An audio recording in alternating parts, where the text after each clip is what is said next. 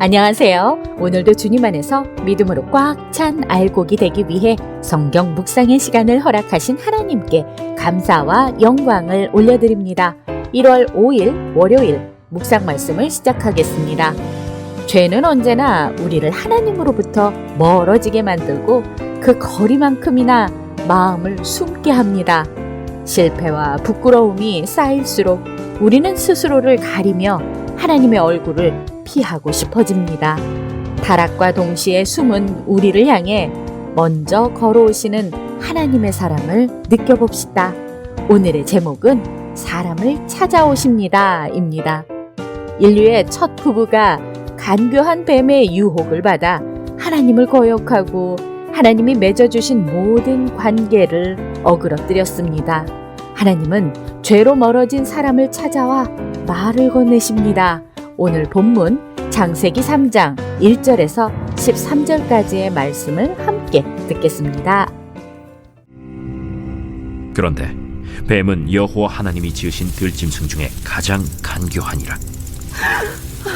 뱀이 여자에게 물어 이르되 하나님이 참으로 너희에게 동산 모든 나무의 열매를 먹지 말라 하시더냐.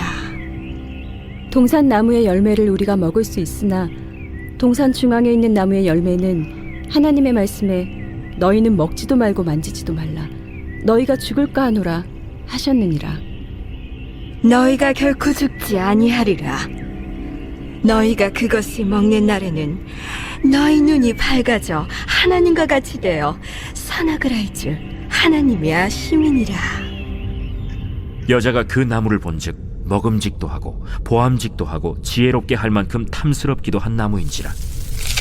여자가 그 열매를 따먹고 자기와 함께 있는 남편에게도 주매 그도 먹은지라.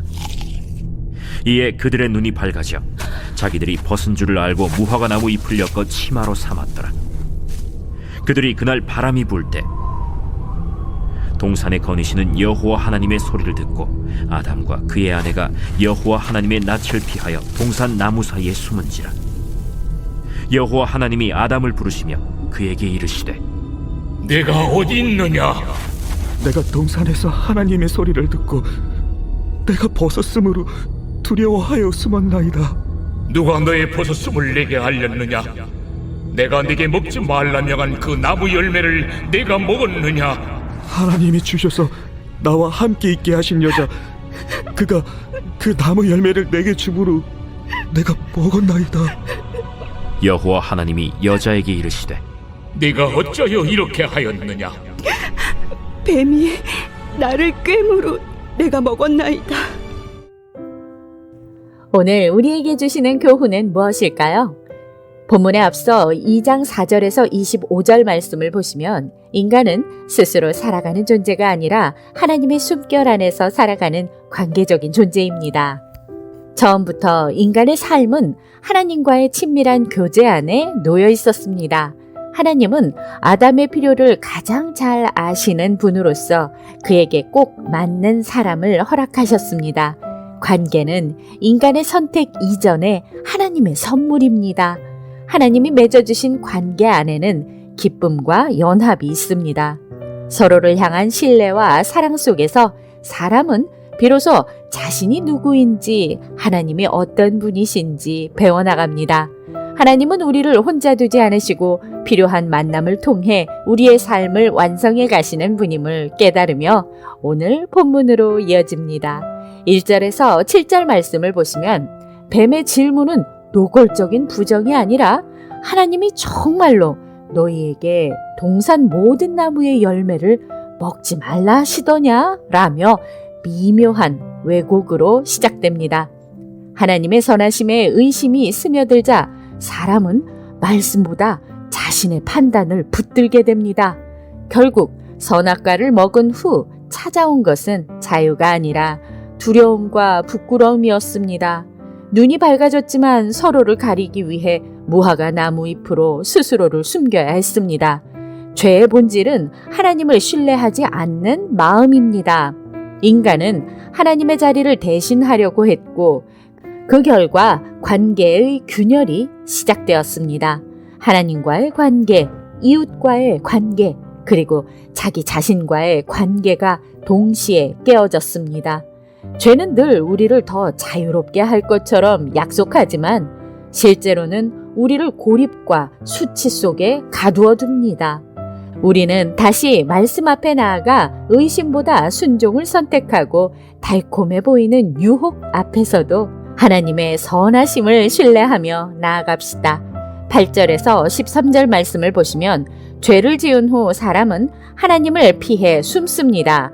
그러나 놀랍게도 하나님은 그들을 버려두지 않으시고 네가 어디 있느냐라고 물으십니다.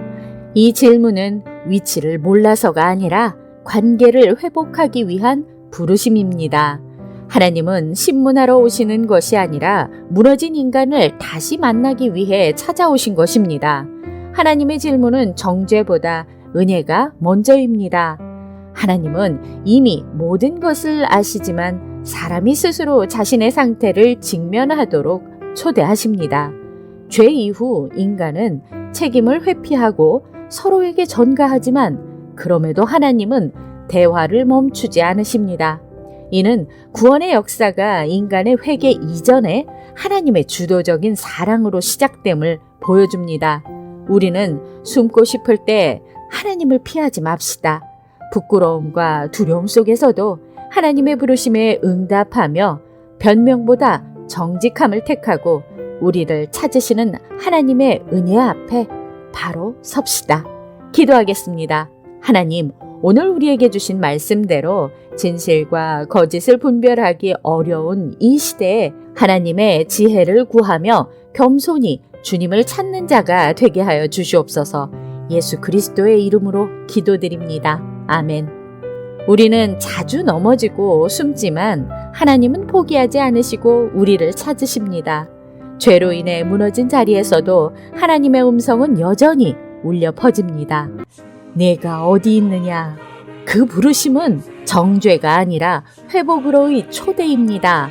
오늘도 숨은 자리에서 한 걸음 빛을 향해 나아가 하나님께 응답합시다.